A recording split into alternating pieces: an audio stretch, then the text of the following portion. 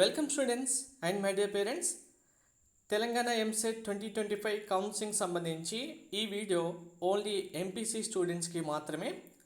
MPC students సంబంధించి counselling ఎప్పుడు start అవుతుంది, రిజిస్ట్రేషన్ ఎప్పుడు ఉంటుంది, కౌన్సిలింగ్ ప్రాసెస్ ఎలా ఉంటుంది. నెక్స్ట్ సిఎస్సి బ్రాంచ్ తీసుకోవాలా, సిఎస్సి బ్రాంచెస్లో స్పెషలైజేషన్ బ్రాంచెస్ తీసుకోవాలా, డిఫరెన్స్ ఏముంటుంది. మాకు మరి CSE specialisation branches top college రాకపోతే ఈసీఈ బ్రాంచ్ అయినా జాయిన్ అవుతాం, మాకు ఈసీఈ టాప్ కాలేజ్లో వస్తుందా అని చాలామంది ఇక్కడ కన్ఫ్యూజన్లో ఉండుంటారు.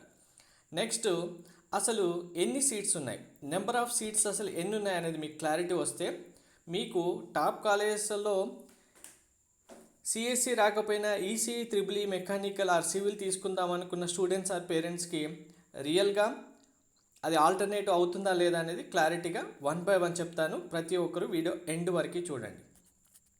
ఫస్ట్ థింగ్, కౌన్సిలింగ్ ఎప్పుడు స్టార్ట్ అవుతుంది అంటే నార్మల్గా JoSAA counselling first round complete అయిన తర్వాత మనకు ఎంసెట్ కౌన్సిలింగ్ అయితే స్టార్ట్ చేస్తారు, సీట్స్ బ్లాక్ అవ్వకుండా ఉండడానికి.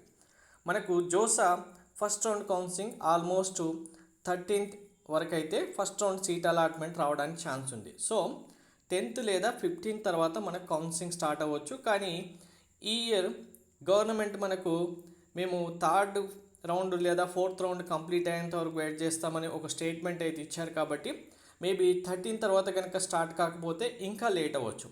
అది ఎప్పుడు లేట్ అయినా షెడ్యూల్ అయితే ముందు రిలీజ్ చేస్తారు. మేబీ ఈ మంత్ ఎండింగ్ లేదా నెక్స్ట్ మంత్ ఫస్ట్ వీక్లో మనకు షెడ్యూల్ వస్తుంది.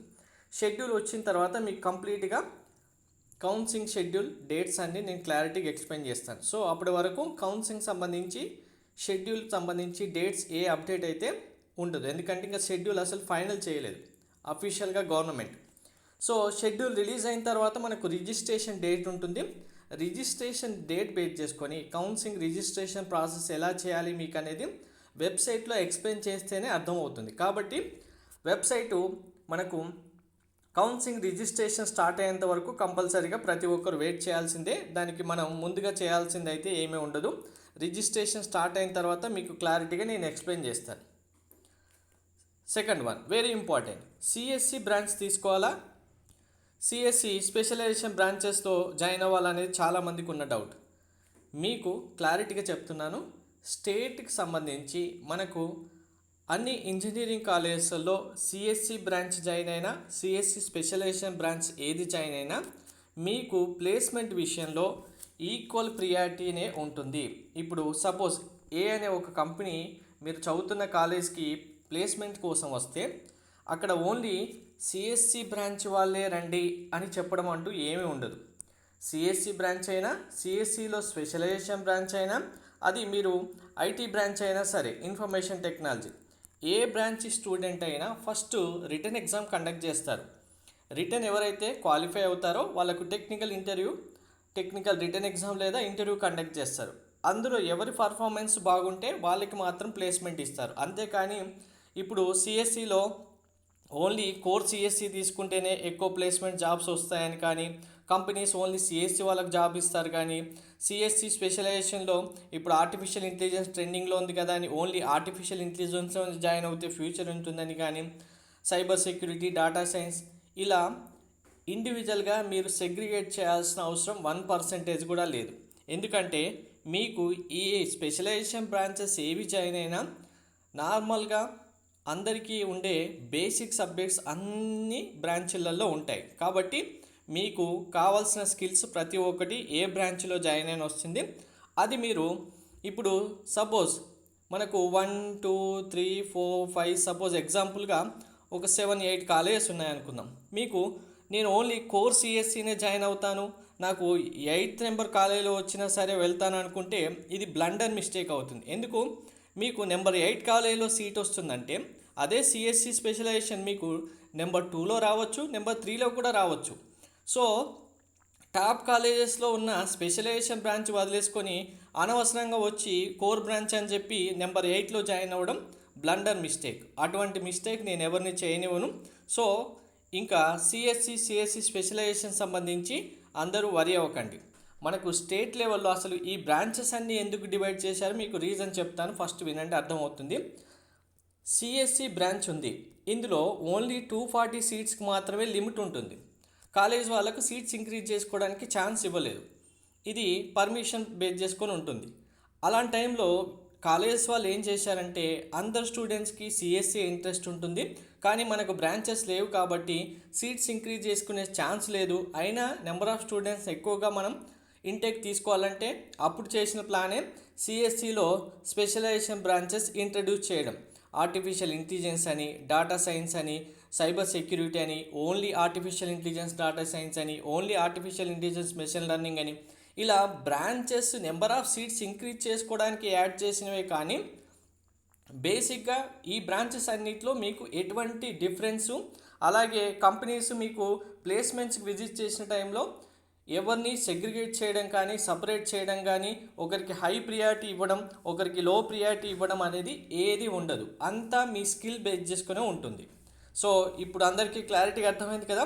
ఓన్లీ సిఎస్సి అని కానీ, ఓన్లీ సిఎస్సి స్పెషల్లో కొన్ని బ్రాంచెస్ అని కానీ ఎవరు ఫిక్స్ అవ్వకండి. మీకు వచ్చిన ర్యాంక్కి టాప్ కాలేజెస్లో ఈ సిఎస్సి స్పెషలైజేషన్ బ్రాంచెస్లో ఏది వచ్చినా ముందుగా మీరు జాయిన్ అవ్వడానికి రెడీగా ఉంటే ఆటోమేటిక్గా మీకు మంచి ఫ్యూచర్ ఉంటుంది. నెక్స్ట్ క్వశ్చన్, మాకు సిఎస్సి స్పెషలైజేషన్ కంటే ఈసీ బ్రాంచ్ జాయిన్ అవుతాం. ఈసీ బ్రాంచ్ జాయిన్ అవుతే మళ్ళీ 4th ఇయర్ తర్వాత ఐటీ జాబ్కి వెళ్ళొచ్చు, లేదంటే ఈసీ బేస్ చేసుకొని ఉన్న జాబ్స్ బ్రాంచ్ బేస్ చేసుకుని ఉన్న జాబ్స్కి వెళ్ళొచ్చు అని చాలామంది ఆలోచిస్తున్నారు. ఇది ఎంతవరకు కరెక్ట్ అనేది రియాలిటీ విషయానికి వద్దాం. మీరు ఈసీఈ బ్రాంచ్లో జాయిన్ అయ్యారు. ఈసీఈ సంబంధించిన సబ్జెక్ట్స్ మీరు ప్రిపేర్ అవ్వడానికి డేలో ఉన్న టైం అంతా కంప్లీట్ అవుతుంది. దీనికి సంబంధించి అసైన్మెంట్సో, ల్యాబ్ వర్క్సో మీకు మిడ్ ఎగ్జామ్స్ స్టార్ట్ అవుతాయి. మీరు ఇలా కాలేజ్కి వెళ్తారో లేదో అలా 1 or 2 monthsలో మీకు ఎగ్జామ్స్ సంబంధించి షెడ్యూల్ వచ్చేస్తుంది. మిడ్ ఎగ్జామ్స్ స్టార్ట్ అవుతాయి, ఇంటర్నల్ ల్యాబ్ ఎగ్జామ్స్ ఉంటాయి, సెమ్ ఎగ్జామ్స్ వస్తాయి. ఆటోమేటిక్గా ఒక సెమ్ మీరు చూడగానే అయిపోతుంది. మీకు ఈసీఈ బ్రాంచ్ తీసుకున్నా నేను ఐటీ జాబ్కి వెళ్తానన్న వాళ్ళు అసలు ఈసీఈ చేయడం వల్ల మీకు వచ్చే యూజ్ ఏముంది? అల్టిమేట్గా మీరు జాయిన్ అయ్యేది ఐటీ జాబ్ అయినప్పుడు మళ్ళీ ఈసీ బ్రాంచ్ తీసుకొని దీనిలో ఉన్న అన్ని సబ్జెక్ట్స్ చదివి ఐటీ జాబ్కి వెళ్ళడానికి, సాఫ్ట్వేర్ జాబ్ చేయడానికి కావాల్సిన కోర్సెస్ మీరు నేర్చుకొని మళ్ళీ ఐటీ జాబ్కి 4th ఇయర్ తర్వాత వెళ్దామంటే దీనివల్ల మీకు వచ్చే యూజ్ ఏముంది? అసలు 1% అయినా యూజ్ అవుతుందా? ఇక్కడ ఇంకొంతమంది చాలా అనుకుంటుంటారు, ఈసీ చేస్తే 2 రకాలుగా యూజ్ ఉంటుంది కదా సార్, అందుకోసమే మేము చూజ్ చేస్తాం. ఒకవేళ ఐటీ జాబ్ లేకపోతే ఆల్టర్నేటివ్గా ఈసీ కోర్ బ్రాంచ్కి వెళ్తాం. అలా మీరు వెళ్ళాలనుకుంటే మళ్ళీ ఈ సాఫ్ట్వేర్ కోర్సెస్ కూడా నేర్చుకుంటామని మాత్రం ఎక్స్పెక్ట్ చేయకండి. మీకున్న టైము ఈ అసైన్మెంట్స్, ల్యాబ్ వర్క్స్, మీ internal exam, internal lab, external semester ఇవన్నీ ప్రిపేర్ అవ్వడానికే టైం అయిపోతుంది. ఈసీలో జాయిన్ అయిన తర్వాత ఫస్ట్ ఇయర్ నుంచి ఫస్ట్ సెమిస్టర్ నుండి ఐటీ కోర్సెస్ నేర్చుకోవడానికి మనకు స్టేట్ లెవెల్ కాలేజెస్లో అంత పాసిబిలిటీస్ ఉండవు. అదే మీరు ఐఐటి కాలేజ్నో, టాప్ ఎన్ఐటి కాలేజ్లో, టాప్ IIIT కాలేజ్కి వెళ్తే మాత్రం మీకు అక్కడ స్కోప్ ఉంటుంది. అక్కడ మీకు చాలా ఫెసిలిటీస్ ఉంటాయి, వాటిని నేర్చుకోవడానికి మీకు ఈజీ అవుతుంది. ఇక్కడ స్టేట్ లెవెల్ కాలేజెస్లో సిఎస్సి బ్రాంచ్కి ఉన్న డిమాండ్ ఉంది, సిఎస్సి చేసిన వాళ్ళకి జాబ్స్ వస్తున్నాయి, హైయెస్ట్ ప్యాకేజెస్ వస్తున్నాయి, స్కిల్స్ ఉంటున్నాయి. కానీ ఈసీ బ్రాంచ్ నుంచి మళ్ళీ ఐటీ జాబ్కి షిఫ్ట్ అవ్వాలనుకున్న వాళ్ళకి మాత్రం ఈసీ కాకుండా మీకు సిఎస్సి స్పెషలైజేషన్లో ఏ బ్రాంచ్ వస్తే దానికి వెళ్ళడమే బెస్ట్. ఆల్టర్నేటివ్ అని మాత్రం అనుకోకండి. కంపల్సరీ ఈసీ బేస్డ్ కోర్ జాబ్స్కో, లేదంటే గవర్నమెంట్ జాబ్స్కో వెళ్తానని ఫిక్స్ అయినప్పుడు మాత్రమే ఫస్ట్ దీని ప్రియారిటీ జాబ్స్ మాత్రమే చూసుకోండి. అలా లేదు ఈసీ జాయిన్ అయ్యి ఐటీ జాబ్కి వెళ్తానంటే మీరు అజంప్షన్లో ఉన్నట్టే.